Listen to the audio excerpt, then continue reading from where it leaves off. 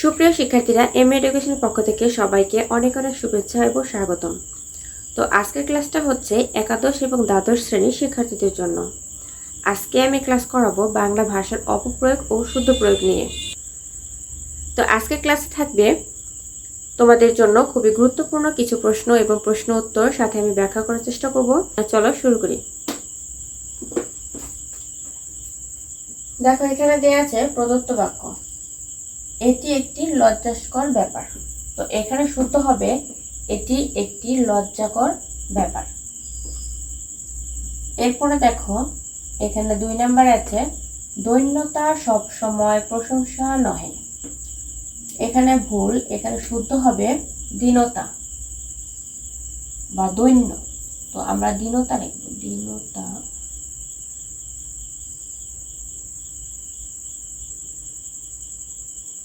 সব সময়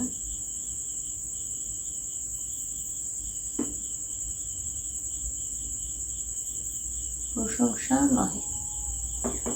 এরপর আছে 3 নম্বর, লোকটাকে পূর্ণচন্দ্র দিয়ে বিদায় করো। এখানে প্রবাদজনিত ত্রুটি আছে, এখানে হবে লোকটাকে অর্ধচন্দ্র দিয়ে বিদায় করো। তো আমরা লিখি লোকটাকে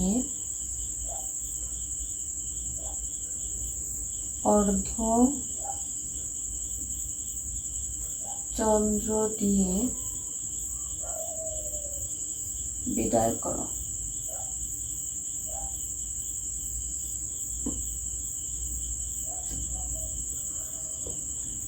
এরপরে দেখো আছে এখানে খাঁটি গরুর দুধ পাওয়া যায়। তো এখানে ভুল আছে, কারণ এখানে গরু কোনো সময় খাঁটি হবে না, খাঁটি হবে দুধ। তো এখানে লিখবো আমরা এভাবে যে এখানে গরুর খাঁটি দুধ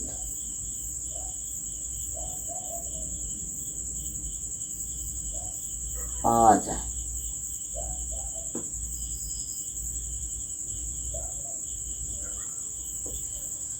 এরপরে দেখো আছে 5 নম্বরে সে এই মোকদ্দমায় সাক্ষী দিয়েছে।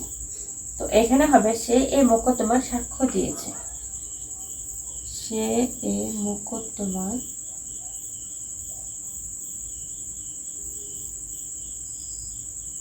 সাক্ষ্য দিয়েছে। এরপরে দেখো আছে কৃত্তিবাস বাংলা রামায়ণ লিখেছেন। তো এখানে হবে কৃত্তিবাস নয়, হবে কৃত্তিবাস। কৃত্তিবাস বাংলা রামায়ণ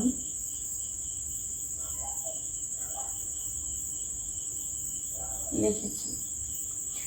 এরপর আছে 7 নম্বরে পূর্ব দিকে সূর্য উদয় হয়। এখানে বাচ্যজনিত ত্রুটি আছে, এখানে হবে পূর্ব দিকে সূর্য উদিত হয়। পূর্ব দিকে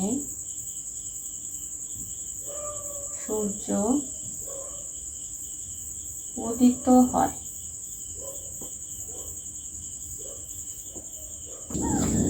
তো দেখো, এরপরে আছে 8 নম্বর, তাকে বাড়ি যাইতে দাও। তো এটা সাধু এবং চলিত ভাষা দুটোই মিশ্রণ রয়েছে। তো এটা ভুল আছে, এখানে হয় আমাদের সাধু ভাষা লিখতে হবে, নয়তো আমাদেরকে চলিত ভাষায় লিখতে হবে। তো আমরা এখন চলিত ভাষা লিখি, যেহেতু আমরা সচরাচর চলিত ভাষায় আমরা ব্যবহার করে থাকি, সেহেতু আমরা চলিত ভাষা লিখব, তাতে ভুল হওয়ার সম্ভাবনা কম থাকবে। তো এখানে তাকে বাড়ি যাইতে দাও, এখানে হবে তাকে বাড়ি যেতে দাও, তাহলে শুদ্ধ হবে। এরপরে দেখা আছে 9 নম্বরে নজরুল সাহেব সপরিবারে বেড়াতে গেলেন। তো এখানে লিখবো নজরুল সাহেব সপরিবারে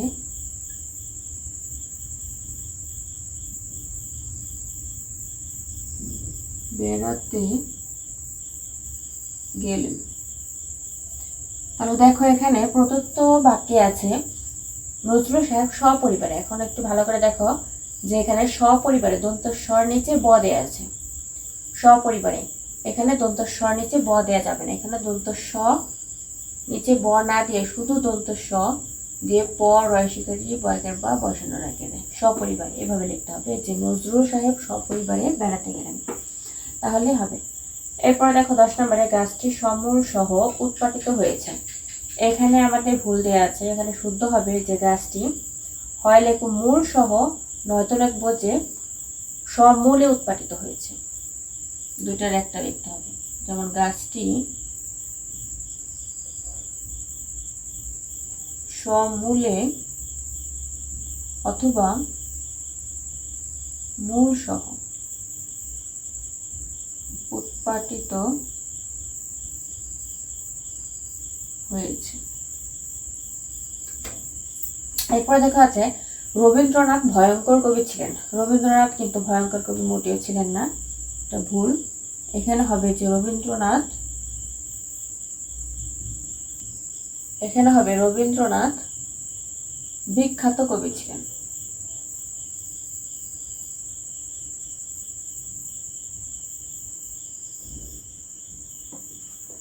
এরপরে দেখা যাচ্ছে মেয়েটি বেশ বুদ্ধিমান। যেহেতু এখানে লিঙ্গজনিত সমস্যা হয়েছে, ভুল হয়েছে, লিঙ্গজনিত ভুল হয়েছে। এখানে মেয়েটি বেশ বুদ্ধিমান, আমরা যদি মেয়েটি বলি বা মেয়েলি কোনো নাম লিখি, নাম থাকে যে ধরো যে নাবিলা বেশ বুদ্ধিমান, এরকম যদি মেয়েদের নাম দেওয়া থাকে বা মেয়ে বোঝায়, তাহলে সেক্ষেত্রে আমাদের লিখতে হবে বুদ্ধিমতী। তো আমরা এখানে লিখব মেয়েটি বেশ বুদ্ধিমতী। আর যদি থাকে ছেলেদের নাম, তো সেখানে হবে বুদ্ধিমান, বা ছেলে যদি উল্লেখ করা থাকে তাহলে বুদ্ধিমান হবে। তো এখানে আছে যে ইহা প্রমাণ হইয়াছে। তো ইহা প্রমাণ হয়েছে এখানে হবে না, হবে যে ইহা প্রমাণিত হইয়াছে। প্রমাণ হয় না, হয় প্রমাণিত হইয়াছে, প্রমাণিত হয়। এরপর দেখো 14 নম্বর, বেগম রোকেয়ার মতো বিদ্বান নারী একালেও বিরল। এখন এটা হবে নারী কখনো বিদ্বান হয় না, হয় বিদুষী। তো লিখতে হবে বেগম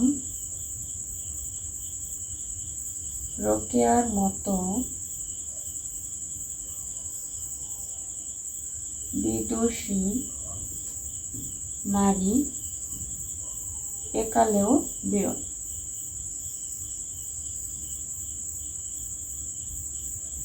এরপর দেখা যাচ্ছে অন্যায়ের ফল দুর্নিবার্য, অন্যায়ের ফল অনিবার্য।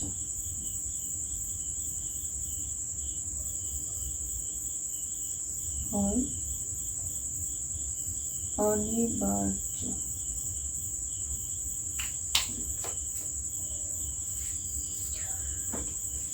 তো আজকের ক্লাস এ পর্যন্তই। আরেকটা কথা বলি নেই যে এখানে আমি মাত্র 15টা গুরুত্বপূর্ণ প্রশ্নগুলো দিয়েছি, এগুলো খুবই গুরুত্বপূর্ণ এবং এগুলো যদি বারবার লেখো এবং পড়ো তাহলে অবশ্যই তোমাদের পরীক্ষায় কমন থাকবে।